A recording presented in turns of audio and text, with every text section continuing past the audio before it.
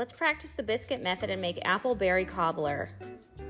I'm going to use 3 kinds of apples today and some mixed berries. Let's get started on the apples. Peel them first over a trash bowl. You don't want to peel them over the trash can and accidentally drop them in. Peel all the way about 1/4 inch to your thumb so you don't accidentally nick your thumb. There we go. Now we're going to cut a flat spot on these apples to stop them from rolling around and cut around the core. Make sure you use the claw. Now we're going to cut each apple into a large dice. I like the tunnel method for this.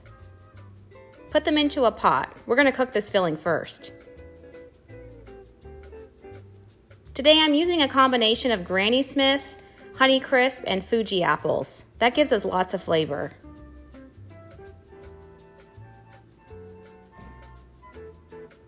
Now for our other ingredients. We have our berries, some sugar, butter, cornstarch, and salt. You can also add a little bit of orange zest at this point, which can add even more flavor.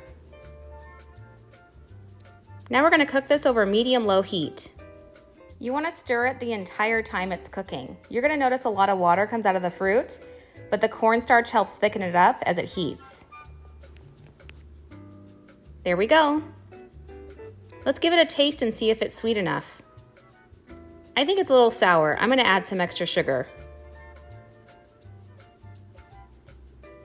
Now we're going to spray our loaf pan with some nonstick spray and transfer our filling to the loaf pan.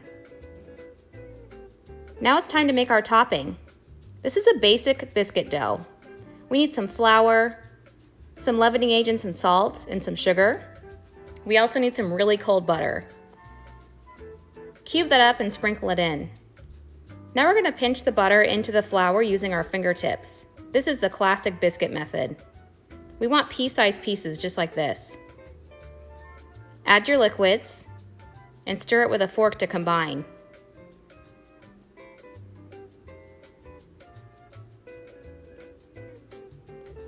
Now we're going to lightly flour our surface and roll out our biscuits.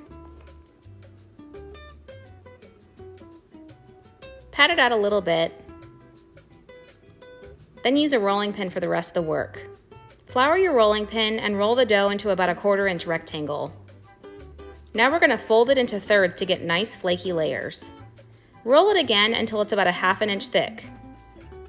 It should look like this. Now use a biscuit cutter and punch down on the dough. Don't twist the biscuit cutter because you're going to flatten your layers. Just punch straight down. You'll probably get about 6 biscuits out of this. You can re-roll the dough 1 time. Again, roll it into a 1/4 inch thick rectangle, fold it, and then a 1/2 inch rectangle. Punch down to get a couple more biscuits. Don't re-roll those scraps, they're no good anymore. Now let's make it look cute on top of our cobbler filling. Just layer them. Now we're going to sprinkle it with a little bit of sugar to add some extra crunch and flavor. At this point we can bake, freeze, or refrigerate it, but there we go, nice and golden. Serve it up with some vanilla ice cream and you're all set. This appleberry cobbler is the perfect introduction to pies. It's a little bit less fussy, but just as delicious.